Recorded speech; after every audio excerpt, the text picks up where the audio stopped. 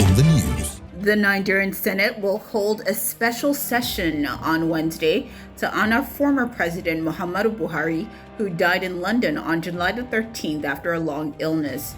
Buhari was buried last week in Daura, Katsina State, with many dignitaries in attendance. He served as Nigeria's president from 2015 to 2023, and also as the military head of state from 1983 to 1985.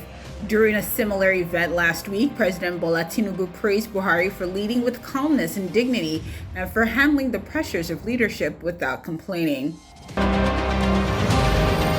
Meanwhile, the Nigerian Civil Aviation Authority, NCAA, has told international airlines to make sure passengers entering Nigeria declare any cash above $10,000. The directive issued on April the 24th says airlines must announce this rule before landing and give out declaration forms during the flight. NCAA spokesman Michael Achimogwu said the move is to support anti-money laundering efforts. He warned that any airline that fails to follow this rule will face penalties. In foreign news, United States President Donald Trump has agreed to slightly reduce planned tariffs on goods from the Philippines after meeting with Philippine President Ferdinand Marcos at the White House. Trump described the meeting as a success and said both countries were close to finalizing a major trade deal.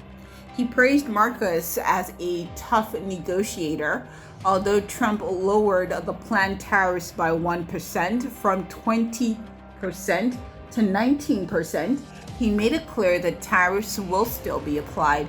The Philippines, a key exporter of electronics and clothing, was one of the several countries warned by the United States of new trade tariffs set to begin on August the 1st. In sports, Nigeria's Super Eagles have qualified for the final of the Women's African Cup of Nations (WAFCON) after a 2-1 win over South Africa on Tuesday in Morocco. The match was heading for extra time when defender Michelle Alozie scored a late winner with a long ball that slipped past the South African goalkeeper. The game was intense from start to finish, with both teams creating chances.